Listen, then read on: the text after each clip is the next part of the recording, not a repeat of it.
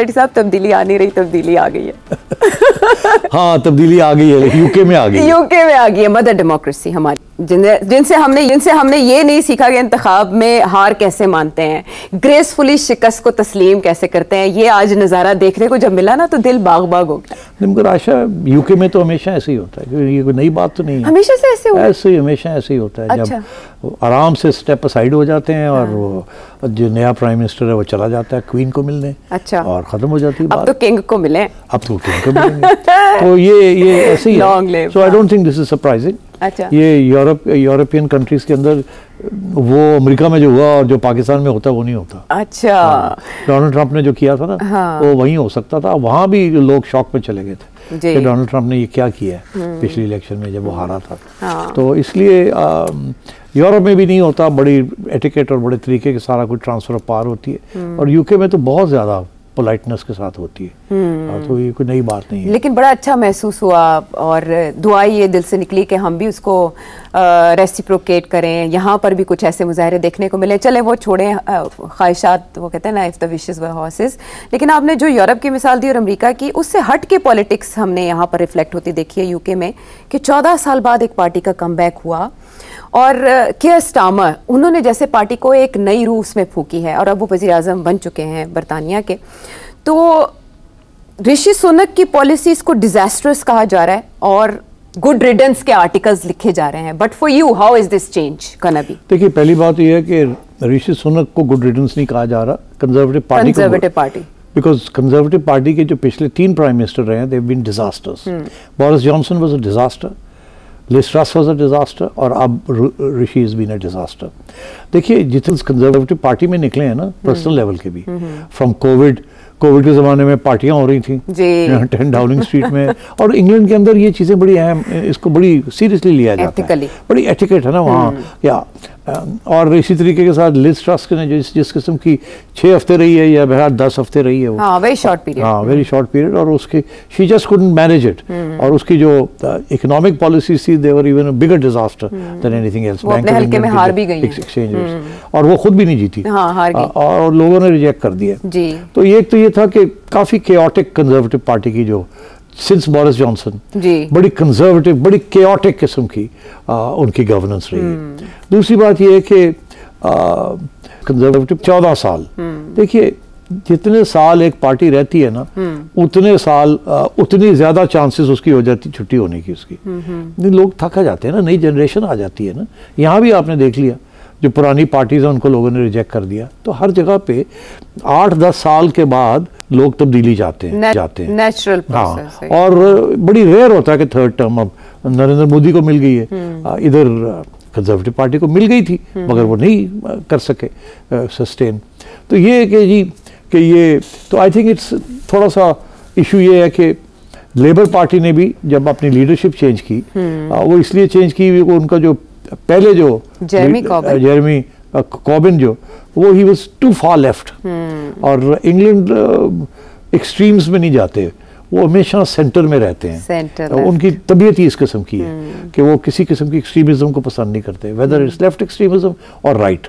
इसीलिए राइट को उन्होंने नाइजल फराज जो है उनको रिजेक्ट किया है, और वो हमेशा सेंटर लेफ्ट सेंटर राइट, इधर नहीं, पूरी लेफ्ट और पूरी राइट वाला इंग्लैंड में होता ही नहीं है। अलबत्ता फ्रांस में आपने देख लें कि वहाँ राइट को बहुत बड़ी स्विंग हो रही है। इसी तरीके के साथ इटली में, नॉर्वे में स्विंग्स हो रही हैं।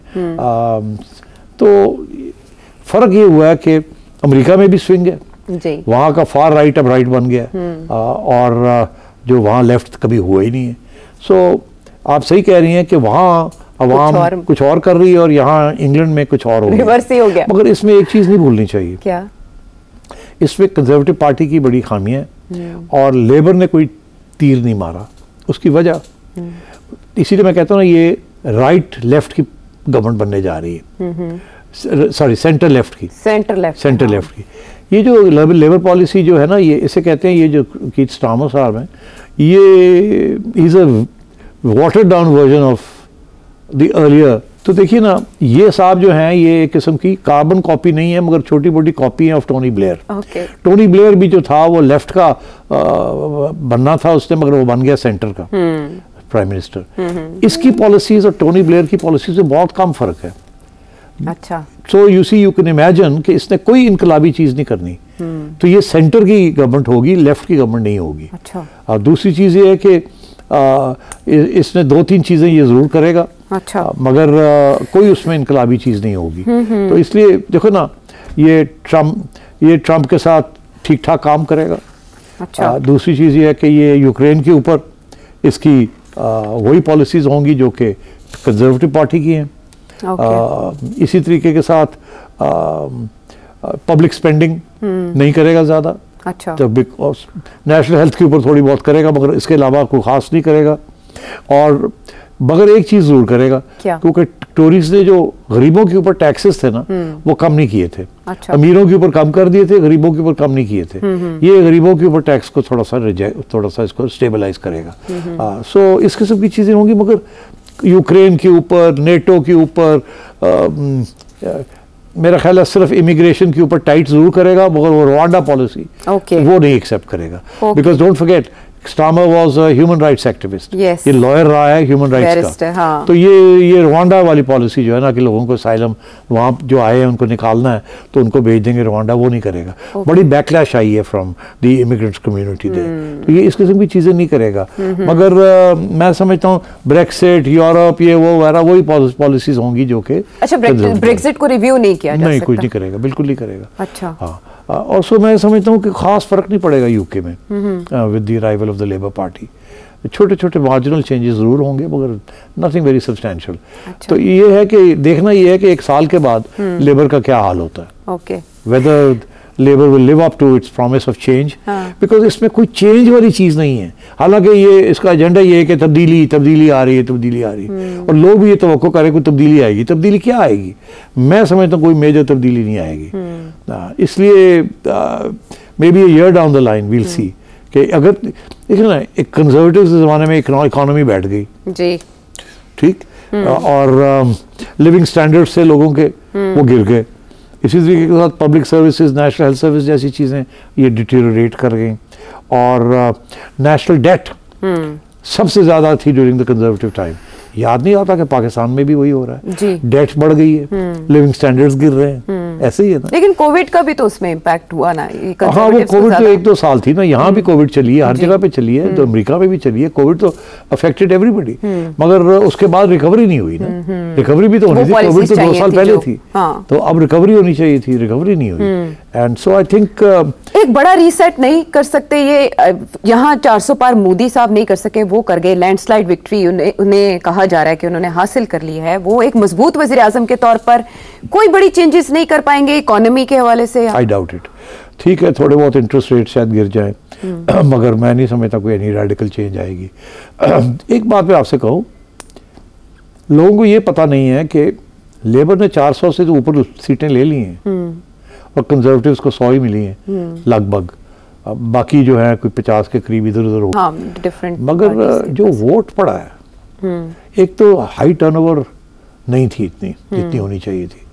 दूसरी बड़ी इंटरेस्टिंग बात है कि जितना वोट पड़ा है लेबर को, उससे ज्यादा वोट पड़ा है कंजर्वेटिव्स को और राइट विंग को मिला के उनका वोट बैंक ज्यादा है फ्रॉम दैट ऑफ लेबर। वही ना, ऑपोजिशन का ज्यादा है। ऑपोजिशन का ज्यादा है। तो इसका ये मतलब है कि ये जो first past the post system है, this is very important. Margins के ऊपर बहुत कुछ हुआ है, और बहुत से लोग हैं वो लॉस्ट देयर सीट्स बिकॉज उनकी पर्सनैलिटीज इस किस्म की थी, या उनकी अवाम ने पॉलिसीज नहीं एक्सेप्ट की, या उनके बंदे नहीं निकले बाहर, कंजर्वेटिव्स के बंदे नहीं निकले बाहर। वो लेबर को तो वोट दे नहीं सकते थे, कंजर्वेटिव पार्टी को देना, राइट विंग को देना नहीं चाह रहे थे। तो मैं ये समझता हूँ, डोंट अंडर एस्टिमेट। इसका ये मतलब नहीं है कि ब्रिटेन की अवाम is wanting a change. Majority जो है वो अभी भी राइट ऑफ सेंटर है, लेफ्ट ऑफ सेंटर नहीं है, और ना सेंटर में है। तो ये इसलिए it will not be easy for this government, because बाहर भी और मीडिया भी, don't forget media in UK is broadly right wing, especially the tabloids. So it's going to have a difficult time. तो वहाँ के मीडिया की तारीफ तो इमरान खान साहब भी करते थे। जो मेरे पर्सपेक्टिव में, बहुत से पाकिस्तानी के पर्सपेक्टिव से इम्पोर्टेंट है सेठ साहब, वो ये सवाल है कि लेबर 14 साल के बाद आई है, और इमिग्रेंट्स के हवाले से, स्टूडेंट्स के स्टडीज़ के हवाले से बहुत सी पॉलिसीज़ चेंज हुई और ज़्यादा मुश्किल हुई, इमिग्रेशन भी। ये वजीर आजम क्या तब्दीली ला सकते हैं, उसमें कुछ अच्छा हो सकता है? 1.6 million approximately Pakistanis are there, तो हमारे पॉइंट ऑफ व्यू से सिर्फ पाकिस्तानी तो नहीं, देखिए लेबर जो है वो बड़ी कॉशियस रही है टुवर्ड्स पाकिस्तान। कंजर्वेटिव्स हमने हमेशा सपोर्ट किया राइट विंग गवर्नमेंट्स को पाकिस्तान में, अच्छा, मगर जो लेबर है is always been a little, मगर मैं नहीं समझता कि कोई एनी फंडामेंटल चेंज आएगा ब्रिटिश फॉरेन ऑफिस का टुवर्ड्स पाकिस्तान। जो अभी पॉलिसीज चल रही है ना यही चलेंगी, कोई इसमें तब्दीली मुझे नज़र नहीं आ रही। More better lobbying. हालांकि इंटरेस्टिंग बात यह है कि ब्रिटिश प्राइम मिनिस्टर जो नए बने हैं या बनने जा रहे हैं, वो ह्यूमन राइट्स की तरफ उनकी तवज्जो होनी चाहिए, क्योंकि सारी उम्र उन्होंने as a lawyer for human rights practice की है। लेकिन उन्होंने जेरेमी कॉर्बिन की कश्मीर पॉलिसी को टो नहीं किया, चेंज कर दिया उसको। तो अब बात यह है कि क्या वो इमरान खान की ह्यूमन राइट्स के लिए लड़ेंगे, क्या वो डोनाल्ड ट्रंप लड़ेगा, ये सारे सवाल अब आगे आएंगे। मैं नहीं समझता कि खान साहब के लिए कोई रिलीफ होगी। बातें ज़रूर हो सकती हैं, जनरल बातें, अच्छा, मगर क्या कोई स्पेसिफिक बातें होंगी, आई डाउट इट। चलें ठीक।